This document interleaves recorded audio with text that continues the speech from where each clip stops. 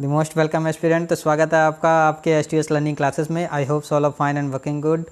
तो dear aspirant, जैसे कि आपको पता है टॉप 10 जीके क्वेश्चन की सीरीज चल रही है, जो कि काफ़ी इंटरेस्टिंग है, क्योंकि ये सारे प्रीवियस ईयर के कलेक्शन हैं जो कि आपके आने वाले सारे वनडे कॉम्पिटिटिव एग्जाम के लिए बहुत बहुत बहुत इंपॉर्टेंट है।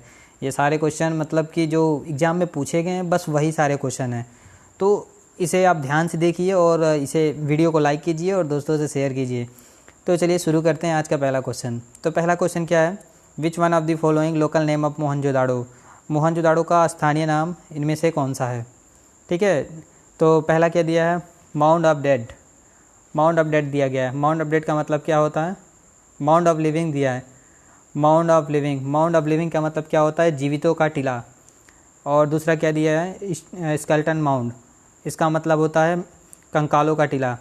और तीसरा दिया है माउंट ऑफ डेड, मृतकों का टीला। तो दोस्तों यही ऑप्शन आपका करेक्ट है। मोहनजोदाड़ो को स्थानीय लोग मृतकों का टीला के नाम से पुकारते हैं। ओके, अब बात आती है कि इसे मृतकों का टीला क्यों कहा जाता है। दोस्तों जब हड़प्पा सिविलाइजेशन की खोज हुई, इसके बाद जब मोहनजोदाड़ो की खोज हुई, तो पाया गया कि एक ही जगह पे मोहनजोदाड़ो में ढेर सारे कंकाल मिले। तो माना जाता है था कि मतलब वो मोहनजोदाड़ो में ये प्लेस था जहाँ पे लोग लाशों को दफनाते थे। तो धीरे धीरे जब समय बीतता गया, वहाँ पे मिट्टी की परत जमती गई, लेयर बाय लेयर बनती गई, तो धीरे धीरे वो माउंट का आकार ले ली। ओके, एक पिरामिड की तरह, मतलब माउंट की तरह बनने लगी। तो इसीलिए लोग इसे एक्सकेवेशन के बाद मृतकों का टीला कहने लगे। ओके, बढ़ते हैं नेक्स्ट क्वेश्चन पे। अपना सेकेंड क्वेश्चन है, two strand of DNA are held together by. जो टू स्ट्रैंड ऑफ डीएनए वो हेल्ड टुगेदर बाय। ओके, तो पहली बात तो डीएनए का स्ट्रक्चर कैसा होता है। तो यहाँ पे दो स्पाइरल टाइप स्ट्रक्चर होते हैं। ओके, इसके बाद यहाँ पे क्या होता है? थायमीन होता है और ये होता है एक एडेनिन। अब ये थायमीन और एडेनिन जो टू स्ट्रैंड ऑफ डीएनए से निकले हुए हैं, इनके बीच में एक बॉन्ड जोड़ता है ये। इन दोनों को जोड़ने वाला कौन सा होता है? Hydrogen bond. ओके, तो टू स्ट्रैंड ऑफ डीएनए किससे जुड़ा होता है? हाइड्रोजन बॉन्ड से। तो आपका ऑप्शन नंबर फर्स्ट करेक्ट बनता है। अब बात आती है कोवैलेंट बॉन्ड क्या होता है। दोस्तों कोवैलेंट बॉन्ड वो होता है मतलब जो कि बॉन्ड इलेक्ट्रॉन शेयरिंग से बनते हैं, जैसे कि H2 हाइड्रोजन में वन इलेक्ट्रॉन अपने शेयर करके ये कोवैलेंट बॉन्ड बनाते हैं। ओके, इसके बाद आता है तीसरा इलेक्ट्रोस्टैटिक फोर्स। तो ये तो इलेक्ट्रोस्टैटिक फोर्स क्या होता है? जो टू इलेक्ट्रिक चार्जेस के बीच में मतलब टू इलेक्ट्रिक चार्ज पार्टिकल होते हैं, उनके बीच में जो अट्रैक्शन या रिपल्सन का फोर्स होता है, वही आपका इलेक्ट्रोस्टैटिक फोर्स होता है। अब बात आती है वंडरवाल फोर्स। तो ये वंडरवाल जो फोर्स होते हैं वो अट्रैक्शन ऑफ इंटरमॉलिकुलर फोर्सेस जो होते हैं, इंटर मॉलिक्यूल के बीच में इंटरमॉलिकुलर फोर्सेस होते हैं। ओके, तो उन दोनों जो इंटरमॉलिकुलर फोर्सेस होते हैं जो कि उनको अट्रैक्ट करते हैं मॉलिक्यूल्स को, वही आपका होता है वंडरवाल फोर्स। ओके, तो इस क्वेश्चन का पहला ऑप्शन होगा हाइड्रोजन बॉन्ड, जिसमें पूछा गया था कि टू स्ट्रैंड ऑफ डीएनए किसके द्वारा जुड़े होते हैं। आते हैं नेक्स्ट क्वेश्चन पे। नेक्स्ट क्वेश्चन क्या है? Who is known as mad king of medieval India. मतलब कि मध्यकालीन भारत के इतिहास में पागल राजा किसे कहा गया है। ये काफ़ी इंटरेस्टिंग क्वेश्चन है। तो देखते हैं पहला ऑप्शन क्या दिया है? अलाउद्दीन खिलजी। तो अलाउद्दीन खिलजी के बारे में आप क्या जानते हैं? अलाउद्दीन खिलजी के बारे में जैसे कि ये प्रसिद्ध थे, ये अपने मैनेजमेंट के लिए, खासकर रेवेन्यू मैनेजमेंट के लिए, मार्केटिंग सिस्टम के लिए, अलाउद्दीन खिलजी ने मतलब अपना मार्केटिंग सिस्टम को बहुत अच्छे से बना रखा है, प्राइस कंट्रोल को बना रखा है। उसने अधिकारियों को नियुक्त किया था जो कि देखते थे कि कहीं पे मार्केट में होर्डिंग तो नहीं हो रही, और इसी तरह इसने सोसाइटी में भी काफ़ी बदलाव किए थे। तो Alauddin Khilji mainly administrative changes के लिए जाना जाता है। बात आती है दूसरा ऑप्शन कुतुबुद्दीन ऐबक।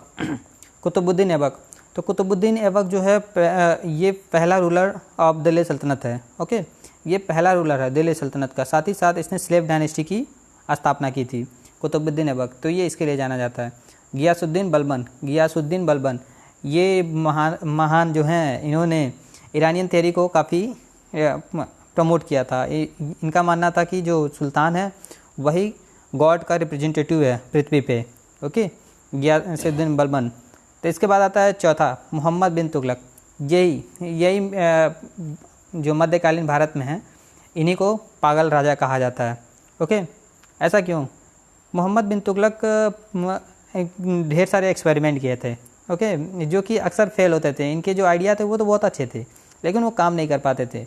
जैसे कि पहला इन्होंने सोचा टोकन करेंसी के बारे में इन्होंने सोचा और टोकन करेंसी को लॉन्च करने को सोचा। तो इन्होंने तैयारी तो अच्छी की थी, लेकिन ये अपने करेंसी को यूनिक नहीं बना पाए थे। तो प्रॉब्लम क्या हुई, लोगों ने जो अपने घर के बर्तन और पतीले थे उन्हें गला गला के कॉइन्स बनाने लगे। तो ये इनका एक्सपेरिमेंट फेल हो गया। ओके, टोकन करेंसी वाली एक्सपेरिमेंट फेल हो गई।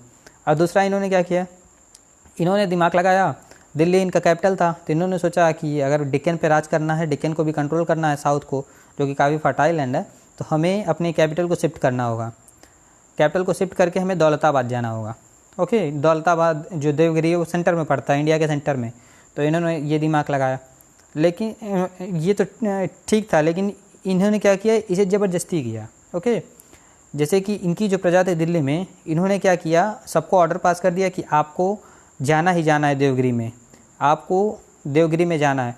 तो इन्होंने ज़बरदस्ती पास कर दिया, ऑर्डर पास कर दिया। तो इन्होंने क्या किया, जो लोग नहीं जाना चाहते थे, उन्होंने जो इनके साधन थे उनमें बांध के ले जाते थे। और प्रॉब्लम ये काफ़ी डिस्टेंस थी, लगभग 1500 किलोमीटर की शायद दूरी थी। ओके, तो उतना दूर जाते जाते कितने तो रास्ते में ही मर गए। अब जब इतने बड़े राज्य को ले जाएंगे, काफ़ी भूखमरी हो गई रास्ते में, बीमारियां फैली, तो लोग रास्ते में ही मर गए। तो ये इनका ये था। इन्होंने उसके बाद तो देवगिरी पहुंच गए, उन्होंने कैपिटल अपना शिफ्ट कर लिया। ओके, लेकिन वहाँ पे क्या हुआ, अब जब वहाँ पे पहुँचे तो उनको ये समझ में आया कि जैसे कि दिल्ली में बैठ के हम साउथ को नहीं कंट्रोल कर सकते, वैसे ही ये देवगिरी में बैठ के हम दिल्ली को नहीं कंट्रोल कर सकते। तो इन्होंने क्या किया, अब फिर से देवगिरी से, दौलताबाद से वापस दिल्ली जाने का प्लान बनाया। अब फिर से ये दिल्ली गए। तो इसीलिए इनको मतलब पागल राजा कहा जाता है, बिना मतलब का काम किए, जिसका कोई आउटपुट नहीं निकला। तो ये ऑप्शन कौन सा हो जाएगा, ऑप्शन डी। ये अपने एक्सपेरिमेंट की वजह से जाने जाते थे, मोहम्मद बिन तुगलक। ओके, तो मिडल इंडिया में पागल राजा मोहम्मद बिन तुगलक को कहा गया है। ओके, यही वो इंसान है जिनके बारे में आपने पढ़ा होगा कि इनके डेथ के बाद किसी ने कहा था कि मतलब राजा को प्रजा से मुक्ति मिल गई और प्रजा को राजा से मुक्ति मिल गई। ओके, चलिए चलते हैं नेक्स्ट क्वेश्चन पे। नेक्स्ट क्वेश्चन है, what are the main gases present in the sun. Okay, तो पहला ऑप्शन दिया हाइड्रोजन एंड आर्गन। नहीं, मेन गैसेज में हाइड्रोजन एंड आर्गन नहीं है। मेन गैसेज आपके होते हैं हाइड्रोजन एंड हीलियम। ओके, तो ऑप्शन नंबर 3 बिल्कुल सही बनता है। नेक्स्ट क्वेश्चन पे आते हैं। Citizenship of India comes in which part of constitution, मतलब कि जो नागरिकता के बारे में भारत के कॉन्स्टिट्यूशन में बताया गया वो कौन से पार्ट में आता है। तो पहले पार्ट में क्या है। ओके, तो पहले पार्ट में ये बताया गया है यूनियन एंड टेरिटरीज के बारे में। ओके, यूनियन एंड टेरिटरीज के बारे में बताया गया है। वहीं पे दूसरे पार्ट्स में बताया गया है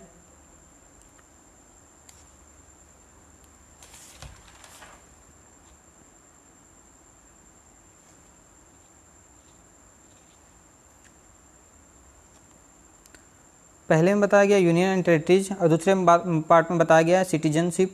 ओके, और तीसरे पार्ट में बताया गया फंडामेंटल राइट्स के बारे में। ओके, तो ये काफ़ी में बटे हुए, जैसे कि सिटीजनशिप जो बताया गया आपके पार्ट्स 2 में, इसमें क्या है, ये 5 से 11 आर्टिकल तक मिलते हैं, जिसमें आपको सिटीजनशिप के बारे में बताया गया है। और वहीं पे 1 से 5 आपका कौन सा हो जाता है, ये the union and it's territory. Okay, और पार्ट 3 में आपका फंडामेंटल राइट हो जाता है। आते हैं नेक्स्ट क्वेश्चन पे। नेक्स्ट क्वेश्चन है आपका, out of which Indian is the recipient of Nobel prize, मतलब इसमें से कौन सा भारतीय है जिनको नोबेल प्राइज मिला हुआ है।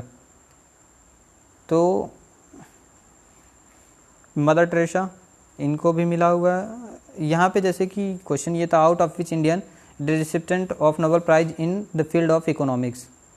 ओके, इकोनॉमिक्स के बारे में पूछा गया है यहाँ पे, इकोनॉमिक्स के बारे में बताना था, इकोनॉमिक्स में किस भारतीय को आपको नोबेल प्राइज़ मिला हुआ है।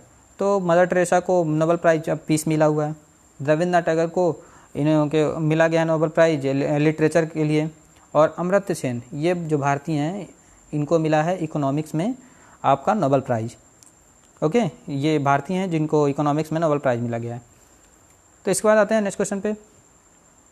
Itching due to insect bite caused by, okay, जो खुजली होती है वो कौन से इंसेक्ट के काटने की वजह से होती है और क्यों होती है।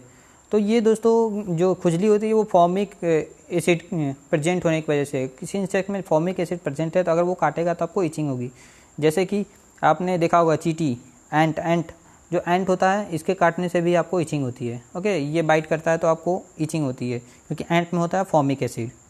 ओके, तो ये आपका ऑप्शन नंबर ए करेक्ट होता है। बात आती है एसिटिक एसिड। एसिटिक एसिड किस में पाया जाता है, तो दोस्तों एसिटिक एसिड आपका पाया जाता है विनेगर में, और लैक्टिक एसिड आपका पाया जाता है मिल्क में, और मैलिक एसिड पाया जाता है आपका एप्पल में। ओके, नेक्स्ट क्वेश्चन पे आते हैं। मिनरल्स क्या हैं, तो पहला ऑप्शन दिया है लिक्विड, नहीं मिनरल्स लिक्विड नहीं है।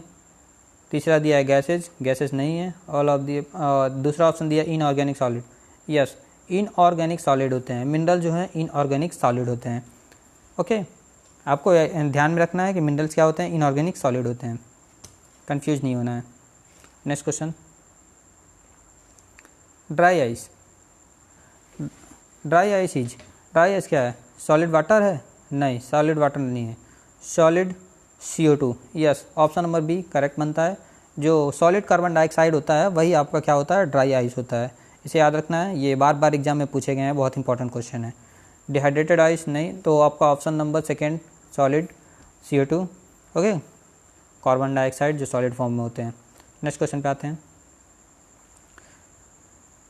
Which of the following is input device, इनमें से कौन सा आपका इनपुट डिवाइस है। पहला ऑप्शन दिया गया हेडफोन, तो हेडफोन आपका इनपुट डिवाइस है, नहीं ये आउटपुट डिवाइस है। जब हेडफोन लगाते हैं मतलब इनपुट क्या होता है और आउटपुट क्या होता है।